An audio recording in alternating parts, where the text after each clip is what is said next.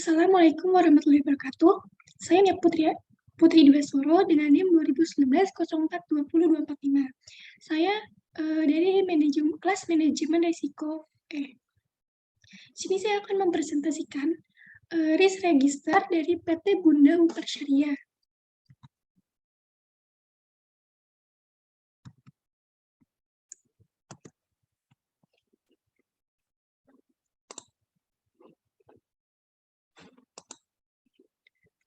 Latar belakang. PT Bunda Umar Syariah adalah perusahaan pelayanan yang berbasis di Garut, Jawa Barat. Unit bisnis dari perusahaan ini adalah Moya Cafe, Bunda Umar Salon Muslimah, Umay and Mom, Salon Anak dan Remaja, dan Papa Umar Barbershop. Semua unit bisnis ini berada di Intan Business Center, Garut Kota. Berdasarkan kajian risiko fokus pada kegiatan-kegiatan di unit manajerial pada bidangnya masing-masing, seperti Departemen Pemasaran, Operasional, Finansial, dan SDM untuk mendukung keberlangsungan operasional organisasi. Sumber informasi data ini berasal dari wawancara dan brainstorming. Dan identifikasi risiko. Kejadian risiko yang pertama yaitu karyawan tidak melakukan pelayanan sesuai SOP. Akar penyebabnya yang pertama adalah tradisi organisasi yang kurang kondusif, perbedaan pandangan dalam penerapan SOP, karyawan tidak mau mendukung adanya SOP, dan kurangnya pendidikan yang memadai sehingga kurang mampu dalam mengaplikasikan SOP. Dan indikator risiko, yang pertama adalah kualitas dan durasi pelayanan tidak sesuai standar. Bahan yang terpakai tidak semestinya, berubahnya langkah pelayanan, semakin banyaknya rata-rata mutasi debit nasabah tabungan yang ditransfer ke bank lain dengan nama pemilik rekening yang sama. Kejadian risiko yang kedua adalah terjadinya peristiwa yang menghambat proses layanan seperti kehabisan air. Akar penyebabnya yang pertama adalah pemborosan air, sumur kering, kerusakan mesin pompa, dan kebocoran pada saluran air. Indikator risikonya yaitu tidak tersedianya air. Kejadian risiko yang ketiga yaitu penurunan pelanggan akibat COVID-19. Akar penyebabnya adalah yang pertama adanya peraturan PSBB dan adanya ketakutan dari masyarakat. Dan indikator risiko yang pertama berhentinya operasional, jam dan kapasitasnya berkurang, dan pendapatan berkurang. Kemudian kejadian risiko yang keempat adalah munculnya kompetitor di bidang dan target pasar yang sama. Akar penyebabnya yang pertama adalah kebebasan informasi, market yang menguntungkan, banyaknya investor luar daerah yang berinvestasi. Indikator risiko yang pertama adalah berkurangnya pelanggan, mulai berkurangnya pelanggan baru laku. Kemudian faktor positif. Kejadian risiko yang pertama itu tadi karyawan tidak melakukan pelayanan sesuai SOP. Faktor positifnya yaitu adanya penerapan SOP internal dan eksternal. Dampak kualitatif yaitu kepuasan pelanggan menurun, prestasi, dan spirit kerja karyawan terkait. Kemudian resiko yang kedua, faktor positifnya yang pertama adalah pembuatan SOP, membangun reservoir cadangan, dan melakukan pengecekan secara berkala. Dampak kualitatifnya menghambat jalannya operasional. Kemudian resiko nomor yang ketiga, faktor positif yang pertama yaitu menerapkan prokes yang ketat dan sudah dapat adaptasi dengan penerapan prokes. Dampak kualitatif, kerugian finansial. Kemudian resiko yang terakhir, yang keempat, faktor positifnya yang pertama perusahaan menjadi lebih inovatif dan yang kedua meningkatkan customer engagement. Dampak kualitatifnya bergesernya status calon muslimah terbaik.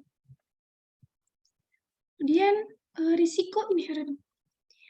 Risiko yang pertama probabilitasnya sebesar 4 atau sama dengan atau besar, kemudian dampaknya 3 atau sedang, dan skornya sebesar 12, sehingga tingkat risikonya adalah high risk. Kemudian risiko yang kedua, probabilitasnya sebesar 4 atau besar, kemudian dampaknya 5 atau sangat besar, sangat berat, dan skornya adalah 20, sehingga tingkat risikonya yaitu extreme high. Risiko yang ketiga, probabilitasnya 4 atau besar, dampaknya 4 atau besar, dan skornya 16, sehingga tingkat risiko extreme high. Dan risiko yang keempat, probabilitasnya 5 atau sangat berat, dampaknya 3 atau sedang, dan skornya 15. Dan tingkat risikonya adalah extreme high. Mitigasi risiko.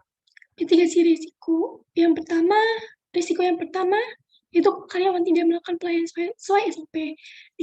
Owner-nya adalah Aulia. Dan rencana tindakan mitigasi. Berdasarkan permasalahan ketika karyawan tidak melakukan SOP, maka perusahaan berhak membuat kebijakan sesuai dalam Undang-Undang Nomor 13 Tahun 2003 tentang Ketenagakerjaan. Hak-hak tersebut antara lain adalah yang pertama, perusahaan berhak atas hasil dari pekerjaan karyawan. Yang kedua, perusahaan berhak untuk memerintah atau mengatur karyawan atau tenaga kerja dengan tujuan mencapai target. Yang ketiga, perusahaan berhak melakukan pemutusan hubungan kerja terhadap pekerja atau buruh atau karyawan jika melanggar ketentuan yang telah disepakati. Risiko yang kedua, yaitu terjadi peristiwa yang menghambat proses layanan seperti kehabisan air. Disordernya adalah Aulia. Rencana tindakan mitigasi. Pengertian kelancaran proses produksi menurut Ajari 2005 menyatakan bahwa kelancaran adalah bagian pemeliharaan mesin dan fasilitas produksi akan selalu berusaha agar mesin dan peralatan produksi yang digunakan oleh perusahaan senantiasa dapat berfungsi dengan baik, sehingga proses produksi dapat berjalan dengan lancar. Yang ketiga, penurunan pelanggan akibat COVID. Risk owner-nya adalah Hendy Purwati. Rencana tindakan mitigasi. Berdasarkan permasalahan ketika penurunan pelanggan akibat COVID-19, maka sesuai dengan Peraturan Menteri Kesehatan Nomor HK 0107 Menkes 328/2020 tentang panduan pencegahan dan pengendalian coronavirus disease, bahwa untuk memutuskan rantai penularan COVID-19, A. Dilakukan upaya di berbagai aspek baik kesehatan, sosial, maupun ekonomi. B. Bahwa berbagai kebijakan percepatan penanganan coronavirus disease 2019 atau COVID-19 harus tetap mendukung keberlangsungan perekonomian masyarakat, sehingga dari aspek kesehatan perlu dilakukan upaya pencegahan dan pengendalian tempat kerja, perkantoran, dan industri. Bahwa berdasarkan pertimbangan sebagaimana dimaksud dalam huruf A dan huruf B, perlu menetapkan keputusan Menteri Kesehatan tentang panduan pencegahan dan pengendalian coronavirus disease 2019 atau COVID-19 di tempat kerja, perkantoran, dan industri dalam mendukung keberlangsungan usaha pada situasi pandemi. Risiko yang keempat, munculnya kompetitor di bidang dan target pasar yang sama. Risk owner-nya adalah AA. Rencana tindakan mitigasi. Ada beberapa strategi bersaing dengan kompetitor menurut Rianto Nur Cahyo SEMM. Yang pertama, amati pasar dan kenali pesaing Anda. Yang kedua, ciptakan produk yang berbeda. 3. Tunjukkan keunggulan produk Anda. 4. Pelajari kelebihan dan kelemahan pesaing. 5. Mempertahankan kekuatan produk. 6. Tawarkan harga bersaing. 7. Promosikan produk. Dan 8. Berani ambil risiko. Ini merupakan risiko residual. Risiko yang pertama, probabilitasnya ada 2 atau kecil. Dampaknya 3, skornya 6. Sehingga tingkat risiko itu medium risk. Risiko yang kedua, probabilitasnya 3, dampaknya 4, skornya 12. Dan tingkat risikonya high risk. Risiko yang ketiga, probabilitasnya 3 atau sedang, dampaknya 4 atau besar, skornya 12, dan tingkat risikonya adalah high risk. Risiko yang keempat, probabilitasnya 2 atau kecil, dampaknya 4, skornya 8, dan sehingga tingkat risikonya adalah high risk. Nah, ini merupakan profil risiko inherent, di mana untuk risiko yang pertama,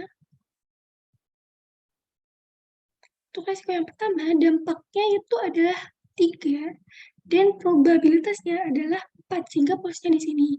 Kemudian untuk risiko nomor 2, dampaknya itu adalah senilai 5 dan probabilitasnya 4, sehingga letaknya di sini di warna merah atau extreme high. Kemudian dampak yang ketiga itu risiko yang ketiga, dampaknya itu adalah 4 dan probabilitasnya 4, sehingga posnya di sini.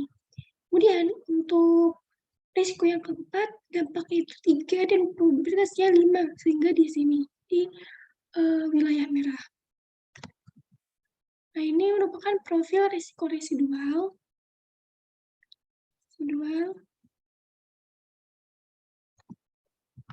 Dan ini adalah risk appetite, yang mana yang warna hijau ini, hijau lingkaran itu menunjukkan inherent risk rating.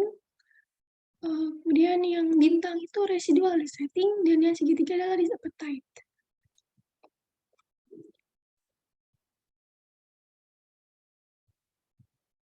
Nah, yang terakhir ini merupakan risk appetite report atau tingkat resiko. Tingkat yang pertama adalah resiko pada nomor 2, yaitu terjadi peristiwa yang menghambat proses layanan seperti kehabisan air. Di mana status resiko inherennya adalah extreme high, status resiko residualnya adalah high rise, dan target resiko atau risk appetite-nya adalah medium risk. Kemudian posisi 2 ada pada nomor resiko 3, yaitu penurunan pelanggan akibat COVID-19, di mana status resiko inherennya adalah extreme high, status resiko residualnya adalah high risk, dan target risiko atau risk appetite-nya adalah medium risk. Kemudian posisi ketiga terdapat pada nomor risiko keempat, yaitu munculnya kompetitor di bidang dan target pasar yang sama, di mana status risiko inherennya adalah extreme high, status risiko residualnya high risk, dan target risiko atau risk appetite-nya adalah medium risk. Kemudian yang terakhir itu nomor register 1, yaitu karyawan tidak melakukan pelayanan sesuai SOP, di mana status risiko inherennya adalah high risk, status risiko residualnya adalah medium risk, target risiko atau risk appetite-nya adalah medium risk. Nah, sekian presentasi dari saya, kurang lebihnya mohon maaf. Wassalamualaikum warahmatullahi wabarakatuh.